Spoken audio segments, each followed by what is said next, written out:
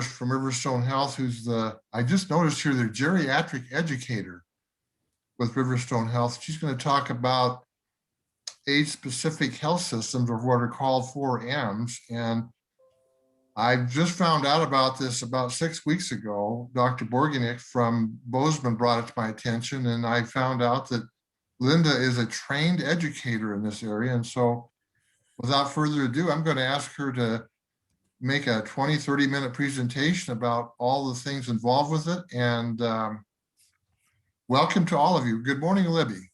Linda, the floor is yours. Thank you. I've been training all week, so this should be fairly easy to do.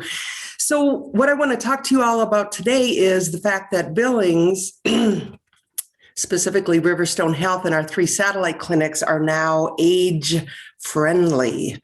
So we are an age-friendly health system, and this endeavor started way longer than a year ago. So if I can get my slideshow to play. All right, so you guys can still see my little thumbnail here. I'll try and slide it out of the way. So age-friendly healthcare systems at Riverstone, we got recognized in December of this past year.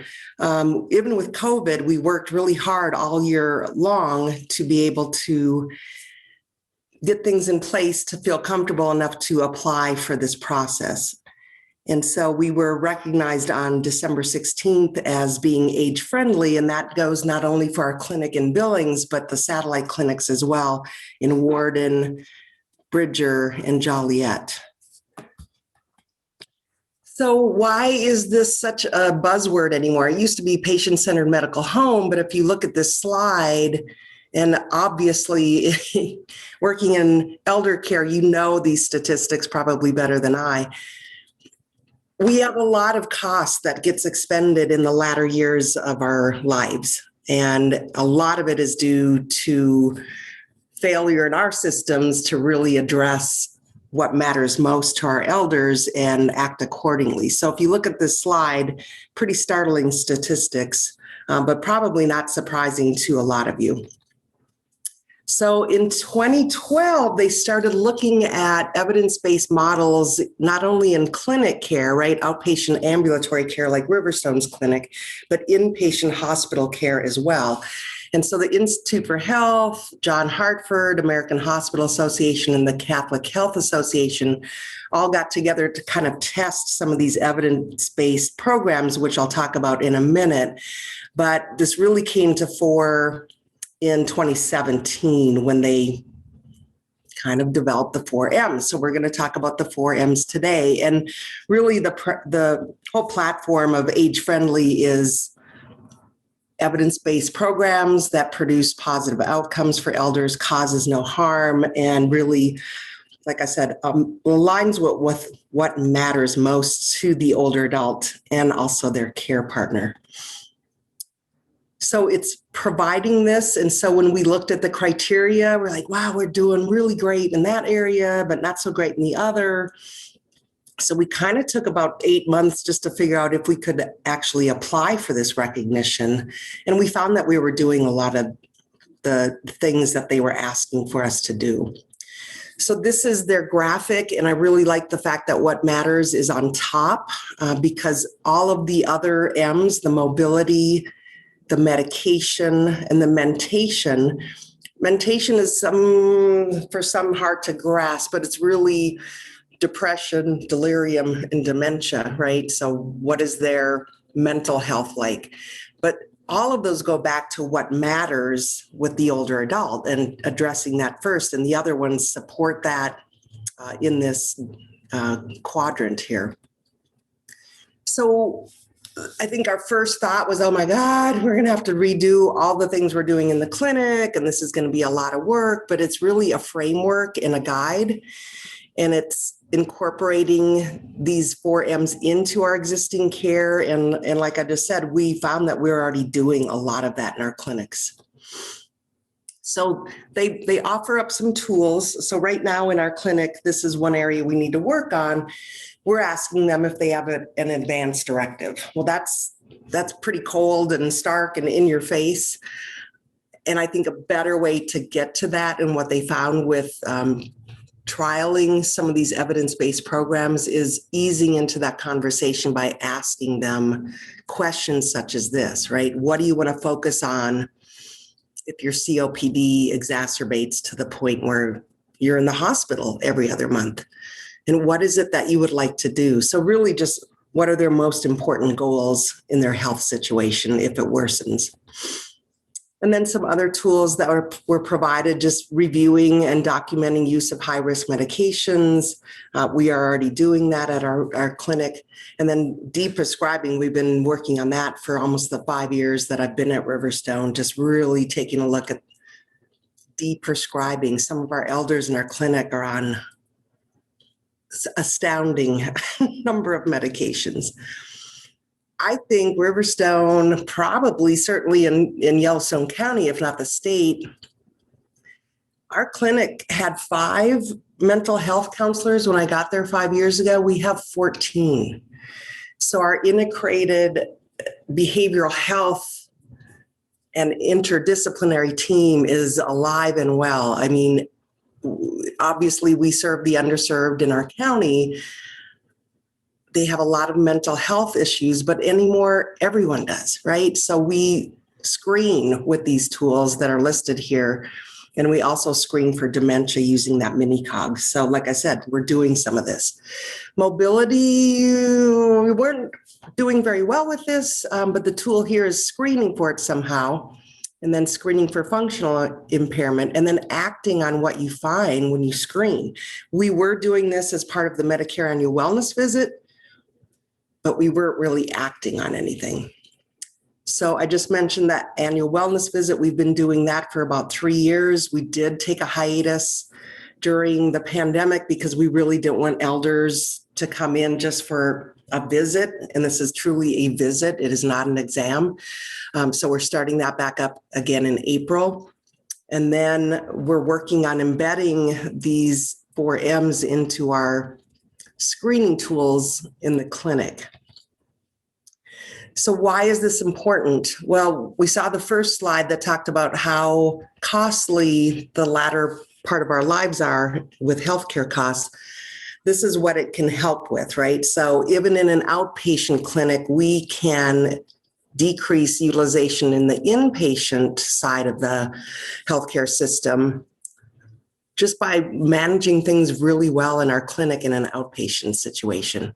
We can decrease delirium and the mobility piece. For those of you that are around orthopedics or anything like that, fall risk, mitigating that can decline these hospital costs for patients, which on that first slide that we saw was quite expensive.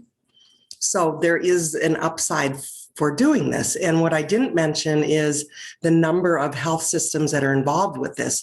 There are nearly 2,000 health systems, whether it's inpatient or ambulatory care like Riverstone, involved in this initiative since 2017.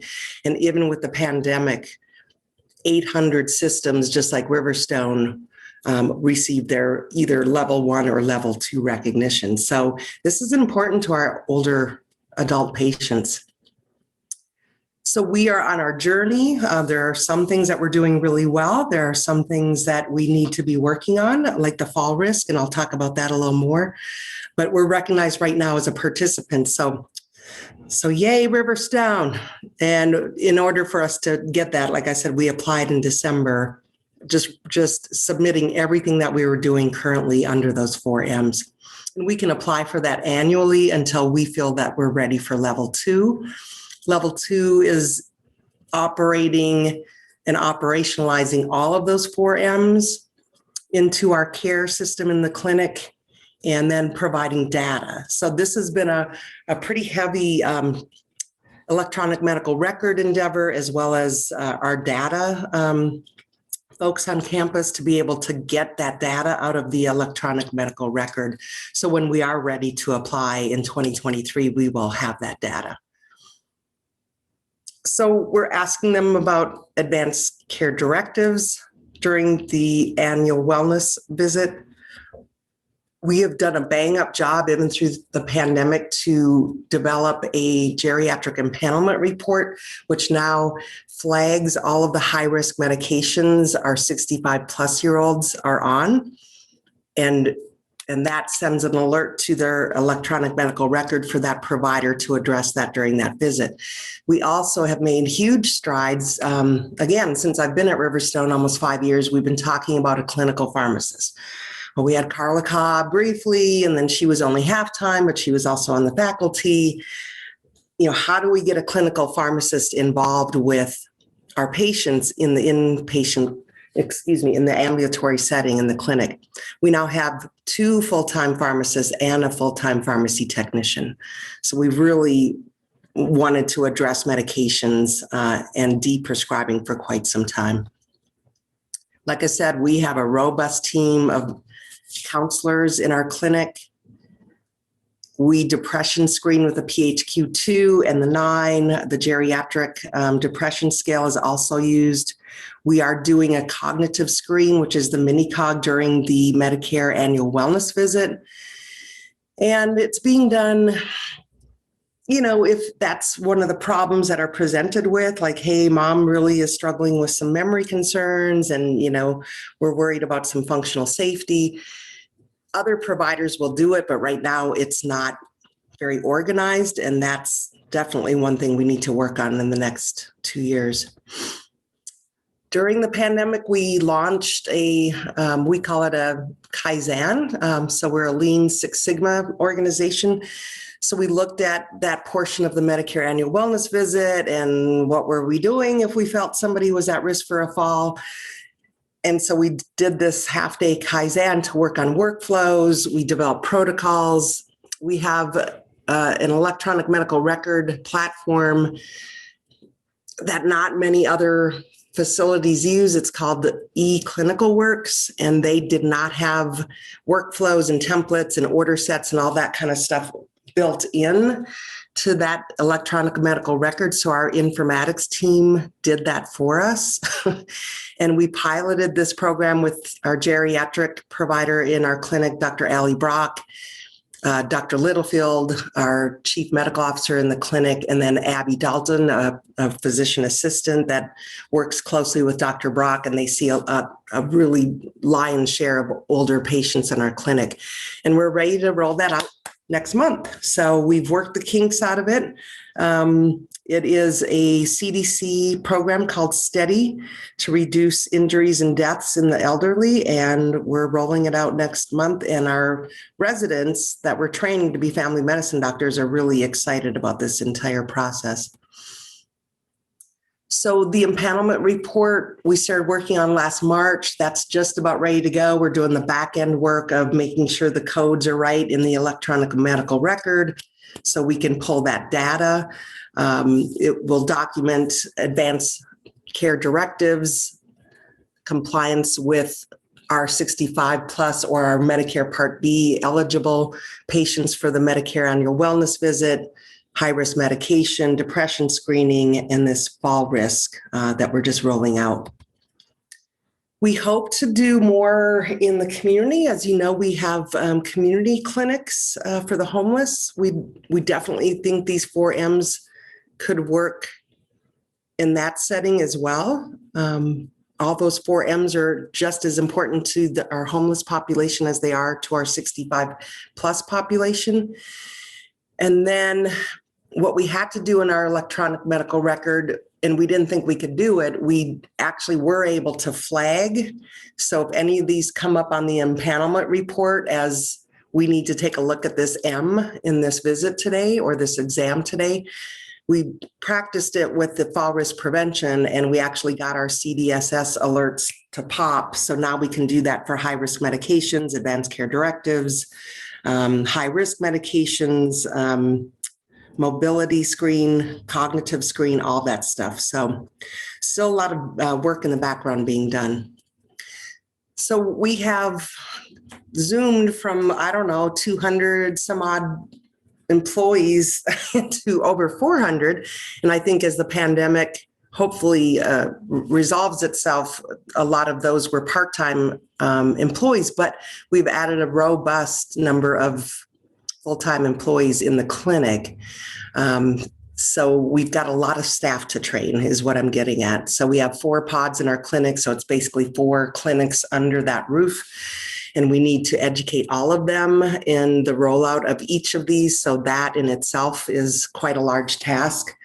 And then we really want to build into every, not just 65 plus year olds, but eventually every patient that comes in, what matters to you, right? You might have a 35-year-old with multiple sclerosis where that would be a really appropriate question to ask. So rolling that out a little bit more broadly. Like I said, in the medication area, we have a lot of pieces in place already. And then I mentioned those clinical pharmacy team members, which was a huge win for all of us.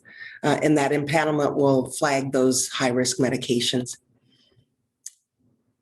And we need to identify evidence-based guidelines for dementia screening. There are some evidence-based programs out there, but again, we want to get the fall risk off on a good start and then start working on that probably this time next year. And we've talked about STEADY. So if you don't know what STEADY is, Google it, and it can be applied in many settings, not just in ambulatory care settings, certainly a hospital setting as well. And then the benefits of being age-friendly, I think there are a lot of things that we're doing in the clinic right now that we're not billing for. And our billing system is different as an FQHC, right, as a federally qualified health center or a community health center. We have a different payment system than, say, a family practice that Billings Clinic owns or St. Vincent Healthcare operates. I don't know why it's different. It all needs to be the same in my mind because there are some things that we cannot bill for, like the extended conversations for advanced care planning. We can't bill for that right now. Extended conversations when there's cognitive decline recognized, we cannot bill for that right now. But we're going to code it and do those things in the hopes, because there's rumblings, that CMS is going to align those payment systems and we will be ready to go and we will have evidence showing we're doing this. You just won't let us bill for this. And this is really important. Focusing on what matters and all the other 3 M's really increases patient satisfaction. That's been shown since 2017. And I would dare say in turn, that's going to bring some joy to our staff. Healthcare is hard, turnover is high, but I think if you could walk out the door knowing that you touched one person and really focused on what was most important to them that day, that might give you enough joy to come back the next day. And we're the first organization in the state of Montana to be recognized. There's one health system in Wyoming that was recognized a few months before us. So even out here in the wild, wild west, we are getting busy with it, trying to take care of our elders because they are precious and we need to really honor them by asking them what matters. So that's what we're doing at Riverstone. Linda, I'm very impressed that you're able to go through all those slides that efficiently. So thank you. I did. I thought it was going to be about 20 minutes. There you go. I have a question for you. Talk to us a little bit about what's involved with becoming recognized and what kinds of organizations can apply. And secondly, for those that don't want to go through that process, what kind of tools are available to, say, home care providers or skilled nursing facilities that they can apply these principles on a day-to-day basis? Can you kind of walk us through that? Right. And so we were intimidated a little bit when we saw what was all involved with those 4 M's, which I just walked through. So we looked at the application and like I said, we're like, well, okay, well, we're doing that, but we're not doing that. And we're doing this, but we're not doing that. So right now, Age-Friendly Health Systems only has 2 templates. One is for ambulatory care, like outpatient clinics like Riverstone, and hospital template for hospitals like Billings Clinic and St. Vincent Healthcare. There is not currently a template for, let's say, pharmacy, right? Community pharmacy, because look at all the counseling they're doing for older adults. There's not a template for that, nor is there one for any type of senior care. But I know Dr. Borgnick is trying to take pieces and parts, and she's working with age-friendly health systems quite closely because she would like to pilot and help them craft a template for senior living. And she's starting with a assisted living with a memory care in Bozeman. But right now there aren't a lot of tools for that. But if you go to age-friendly health systems and look at the two templates, you could grab stuff out of them. I think Steady for mobility could be used absolutely in senior care, because it really looks at what matters to them. And if it matters to them to be able to use their walker and not have to be taking that next step into a wheelchair because they really want to stay active, well, then how do you address that? You screen for that. That's what they want to do. Now let's get some physical therapy in there. Let's look at maybe their apartment if they're in a senior living complex that has different levels of care, and how do you apply those to their current living situation? So if you Google, or if you go out and look at age-friendly health systems, they have a lot of evidence-based programs supplied there. So you can just go out there and check them out and see which one works for you. We looked at a lot of different mobility plans before we landed on Steady. And we landed on Steady because it's got everything that we need to implement it. You know what I mean? It's like, here you go do it. You don't have to make stuff up. You don't have to create stuff. I mean, we did in our electronic medical record, but a lot of electronic medical records like Cerner and Epic already have platforms to support the Steady program. So I don't know what I know at this point. You mentioned as you went through your presentation that there are at least two levels. You've achieved the first level. Yep. Involved in the next level for anybody that might. We've got folks on here from Billings Clinic and St. V's. Talk to us a little bit about, so what's involved with that next level? I mean, you went over that, but I understand that you've received recognition for level 1. What's level 2 involved? Right. So level 1 is that we're on the journey. We're doing pieces and parts of all of the M's, but not to the standard that they would like us to, like the mentation. We're screening during the annual wellness visit, but haphazardly with other older adults in our clinic. So we need to tidy that up. The mobility piece was non-existent, but now it is. But we're not ready to report data on that. We just need to get the Steady program up and running. Medication, I think we're doing a fantastic job at. So not a lot of work to do in that M. And then what matters, like I said, we're asking them if they have an advanced care directive. That dialogue is old. It's really rude, in my opinion, because if that's all we're interested in when they walk in the clinic is whether they have that or not, because that's one of our clinic measurements, that's not going to get it done. And that kind of leads to why it takes 3 to 5 years for somebody to get their stuff together and actually get that document done, right? So if you don't have your advanced care planning documents done, Sue Bailey can help you figure that out, right? She's got several versions of that at the Adult Resource Alliance. So we've got some work to do. So once we work on that, so we'll have to apply again in December, and we will be able to say, hey, we're doing better in mobility and medication. We're probably not to the point in December to apply for level 2 because we're still not going to be working very well on the what matters and the mentation. So we apply and they can see the progress that we've made, but by 2023, we need to be doing everything that they're suggesting and then have 3 months worth of data showing that we're doing that. So that's level 2. And once you achieve level 2, this is something I don't know. Once you achieve level 2, I'm not sure if you have to continue to apply for that annually or not. That's something I would have to look at. I'm just curious, what are the measures that you would use, either formal or informally, to gauge patient satisfaction? You mentioned that's an important benefit of this. How do you measure that going on a day-to-day basis, or on whatever basis you track that? From what I understand in the clinic, it's been a challenge to do any type of surveying because of the unique population that we serve. Mailing it out has not been successful.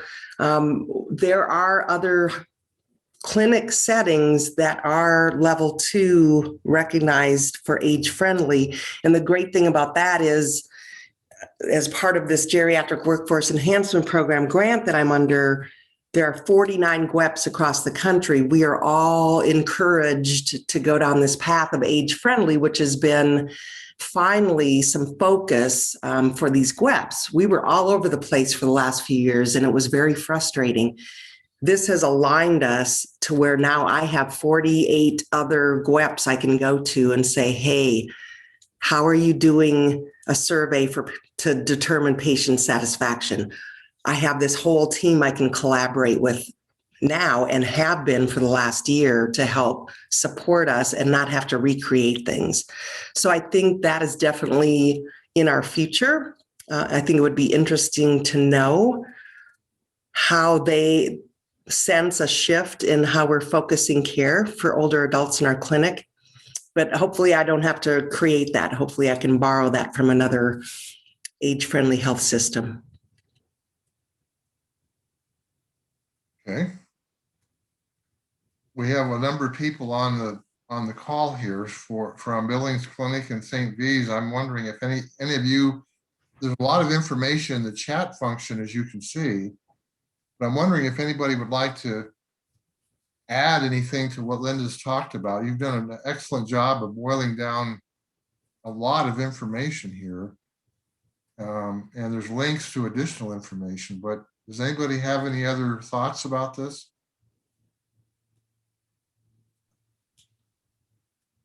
This is Sue Bailey. I wanted to touch on what Linda said about contacting us for those end of life documents. One of the great resources we have as a state is the Montana Legal Services Developer Program out of Helena. They hold end of life document clinics around the state, and they also assist folks in creating those documents, and they do it over the phone. It's a tremendous benefit we have here. And I think, we are always more than happy to refer people to that program, but it would certainly be worthwhile for all of you to know it's out there. And because they do a terrific job of getting those documents done very easily. It's on a sliding fee scale. So for many of our people, it has virtually no cost. It's a tremendous benefit that the state offers out of the Senior and Long-Term Care Division. And so I just want to bring that program to your attention because it's super valuable for our residents. Who could you enter that contact information in the chat function or email it to me so I can send it out so that everybody can see it? Sure, I'd be happy to email it to you, Dave, so you can get it around. Wonderful, thank you. Anybody else? This is Maya from St. Vincent's, and great job, Linda. And what you're doing there is some really terrific work. I'm very jealous that you have 14 counselors because that seems to be an area that the community as a whole is lacking. As you know, mental health disease is prevalent, and there's not a lot of resources for them. So thank you. And what your work is doing there, it goes along with the CPC Plus program that we're doing through CMS, which is going away at the end of the year, and we'll likely be jumping into primary care first. But a lot of this that you're doing really mimics that. But I think we can take some of your information and boost what we do as well. And working together and getting the right things for our elderly. Yeah, there are so many people just talking about advanced directives, so many people that come into the hospital and they don't have a representative, they don't have a proxy. And then they get into a situation where we're having to work on guardianship, which, as everybody knows, is extremely lengthy. And sometimes, well, it's generally difficult. So I think really, getting that word out to our seniors about it's so important to have that advanced directive in place. And, I think working as a community, doing some seminars or anything that we could do together would certainly be a benefit. But thank you, Linda. Sure. Remind me what CPC Plus is. Louise is on the phone. She can probably speak to it even better. Tag, you're it, Louise. And then, Dr. Temporal? yes. Dr. Temporal, you've got a question or a thought you want to share with us? Yeah, sure. Well, real quickly, CPC Plus is a CMS innovation demonstration project of an advanced care, advanced payment model for primary care. And it's where you have a patient-centered medical home, and then you do a whole all of the various care functions. And the payment model included care management fee and a per member per month. In addition, then you took a cut in fee for service. And like Sue said, primary care first is the next version of that, which gets rid of some of the care management fee, but then puts back some of the per member per month with a reduced fee for service. So, but what I was going to say is that over at the clinic, we've incorporated a lot of the screening tools into our intake for as part of the rooming workflow. So the two question depression screen, a 2-question fall screen, a question about whether or not you have an advanced directive, and then would you like to meet with a social worker to complete such a document, and then the one that I think where the challenge that we need to build in is how to do the I thought what matters most is more about not just advanced directives, but what people, what their goals of care kind of a question. And so we don't really have that built into our intake. But I think that was one of the things we need to do. And then a lot of what everything that you're talking about, we do as part of the annual wellness visit. And so, kind of taking some of those same pieces and porting it across the whole organization is helpful. In terms of the survey instrument kind of question, I don't know if it's cheating, but like for Medicare Advantage plans and for that are doing those HCAPs or whatever in the clinic, they do ask about communication and some of the things like were your needs addressed kind of questions. And so using some of that as a surrogate marker may fit some of what IHI wants to see separate from our own survey, a specific survey instrument for this. And but this is great stuff, and thanks for pulling together for us, Linda. Sure. Linda, what are the things that you've learned about this process that you would share with anybody that wants to integrate some of these principles on an informal basis? What kinds of things do you think they ought to keep in mind as they look through those lists of component parts of this, that they want to, as Doctor just said, they want to adapt some of those, integrate those into their processes? What kinds of things have you learned from your experiences in qualifying and now applying them? I think any setting, boiling this down to asking about goals of care or what matters for me is everything else underneath that, the mobility piece, the mentation and the medication, those all factor into what matters.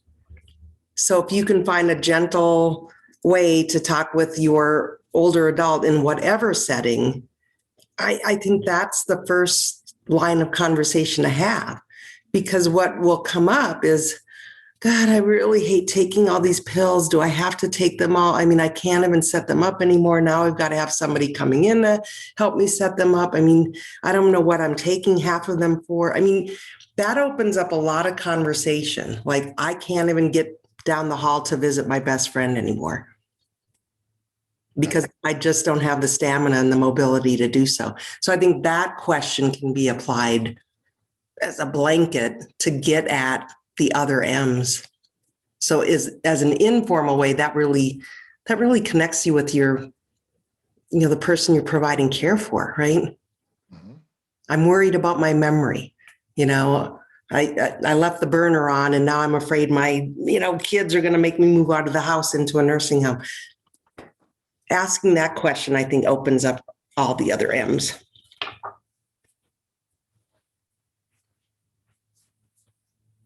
Anybody else have any questions? I feel like I'm dominating this, but I don't want to. Linda, something just occurred to me. The Indian Health Service and VA, are they eligible to participate in this? Oh yeah. Yeah, like the ski bus out here on the West End, they could certainly look at this for their ambulatory care. And I guarantee you, I'm a patient out there, right? So I guarantee you they are doing most of this stuff. It's just the documentation of it and gathering that data and Brianne was on, I don't know if she's still on, the informatics team at Riverstone they're vital to pulling all this together to show, right, to prove that you're doing this. But yeah, IHI would like every health system to be involved in this. And I guarantee you they will have to take a look at long-term, elder care settings, because I think those facilities could be impacted by implementing these 4 M's. Linda, this is Sue. I keep hearing you say, and Billings Clinic saying that we're already doing a bunch of this stuff. Why would I want to do the extra work that you guys had to do, the clinical record keeping that you're having to do to prove that you're doing this stuff? What's the advantage to getting this certification? Why should anybody care if they're already doing this stuff? Right. You know how competitive it is even in our small community between the 2 hospitals and so forth. It's another feather in your cap, but honestly, I see age-friendly health systems as patient-centered medical home, which was the buzzword about 7 years ago, as the gold standard for care now, because we have such an aging society.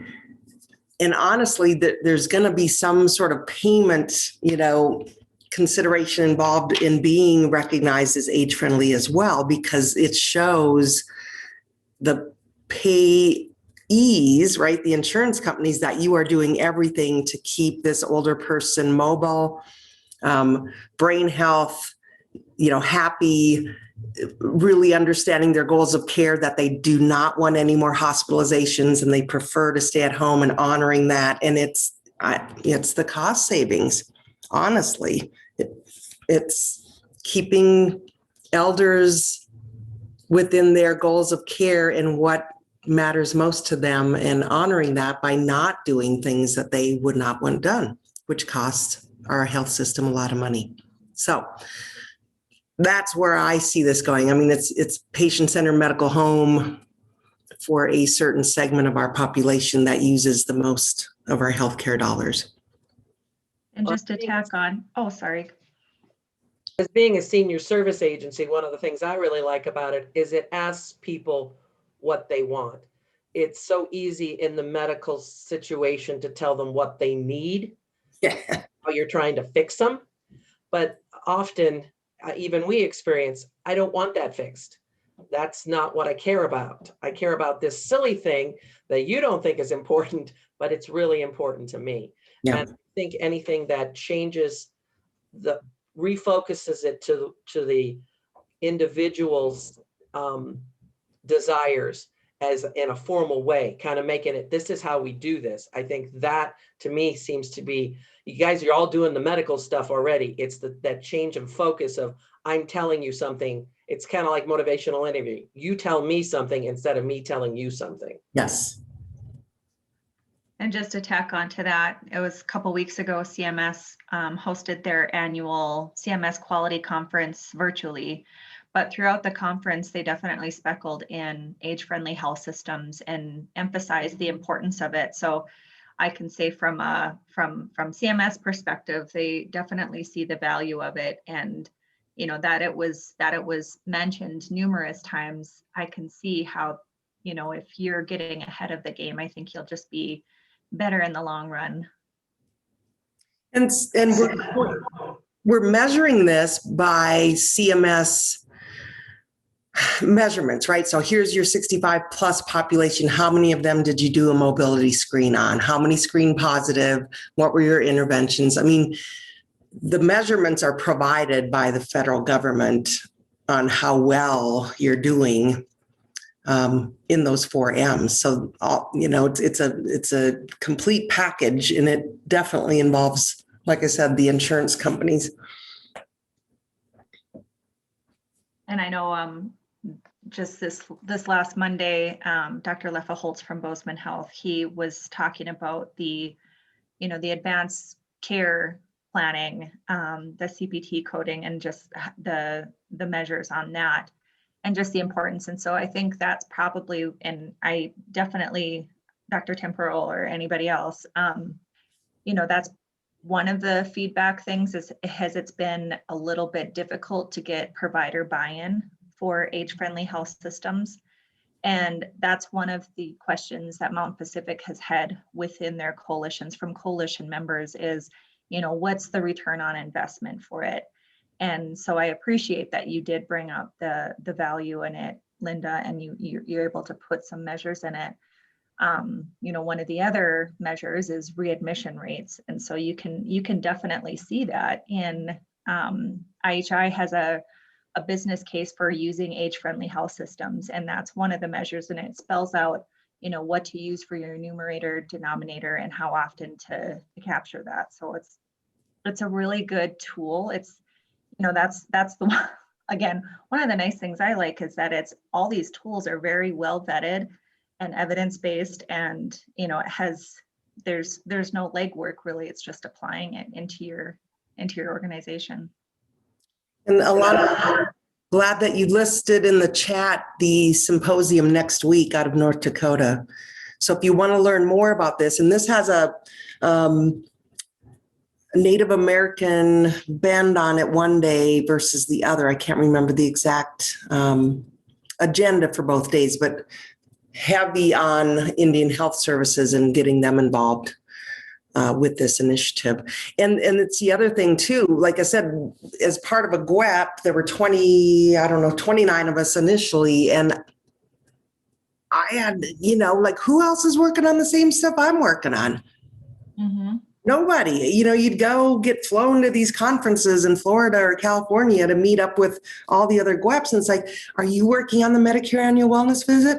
And I have to seek people out with age friendly, and all of us now focusing on the same thing. We have bi-monthly meetings. We have a chat where we're sharing stuff. And to your point, Dave, that's why I'm not going to go create a survey. I'm going to get one from someone else. We're all collaborating on things, which has been so nice because this grant was all over the place until now.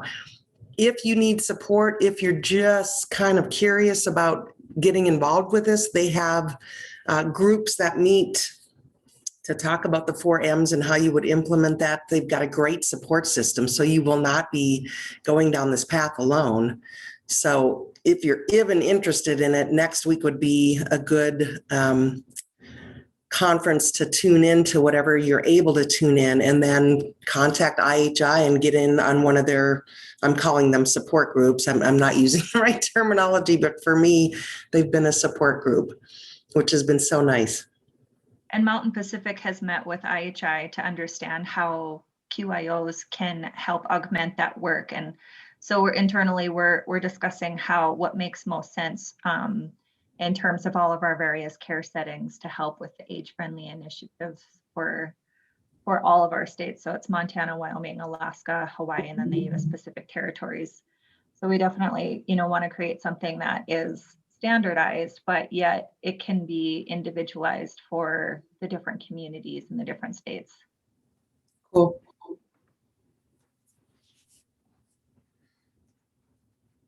Good conversation here. Anybody else have any thoughts they'd like to share? Linda, with your permission, I'm going to share your contact information for anybody that's on the call. Sure. Questions that may not be covered in the minutes. And I want to let everybody know that we are recording this. So if you feel you missed something, or if somebody else would benefit from hearing what Linda had to offer in the discussion that's taken place, sometime soon, we should have the recording, and I will send that out to everybody. And I would just like to add that we're willing to share what we've done thus far. We are working closely with Partnership Health in Missoula, who is also part of the Geriatric Education Center and part of this GWEP that I'm talking about. And so Michelle Hill is my counterpart there, and I've met with their clinic leadership because they're kind of where we were last March, like, ooh, this sounds like a little bit of work, and we're in the midst of a pandemic, but happy to share what we've learned thus far and collaborate in any way we can going forward. Does anybody have any questions for Linda or any other thoughts? Just out of curiosity, you can definitely just type it in chat if you want, but is anybody interested in knowing more or learning how their organization can start to take that journey towards age-friendly health system?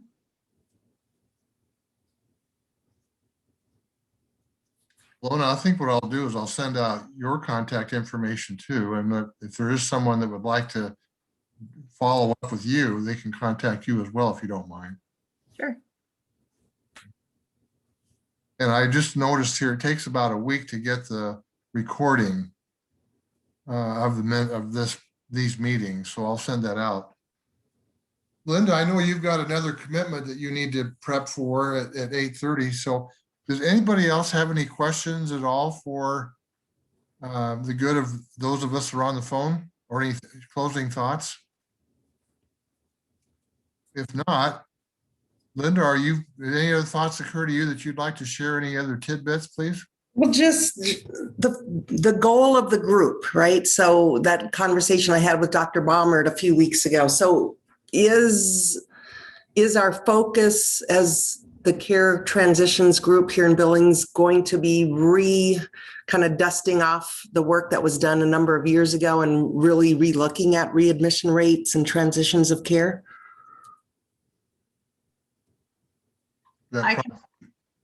You're talking about, go ahead. So yeah, so that definitely falls in the realm of yes. Okay. And with CMS, Centers for Medicare and Medicaid, who funds our work as a quality improvement organization. So they dictate essentially what specific measures they want to see improved. And readmissions, it is always wanted to be improved as readmission rates. So, and that, you think about readmissions and all the different sub areas that fall underneath that, how you can help improve that. So, and that's, with Dr. Borgenich from Bozeman, she definitely has a lot of passion for this. And I just really appreciate that, that you do this, Linda, and that Dr. B does it. And there's a few people from Missoula do it too. And so that's one of the things that I'm just trying to kind of get a feeler out. If it would make sense, if there's specific people throughout Montana, how we can start sharing, the process, the steps, the who did you get on your team, and who takes this responsibility. So we definitely want to be able to be as supportive as possible with everybody's journey here. Okay. Are we done? If there aren't any other questions, I want to thank all of you for joining us. Again, the coalition meetings are on the fourth Thursday of every month, 7 to 8 a.m. And we do promptly finish at 8 a.m. So those of you that have other things to do can get on with your life. With that, Linda, thank you for an excellent presentation. Thank you for sharing the information. I will send out your PowerPoint. Thank everyone for taking time from your schedules to join us this morning. Have a great week, everybody. Thanks, Dave. Guys, Thank you. Thanks, everyone. Bye.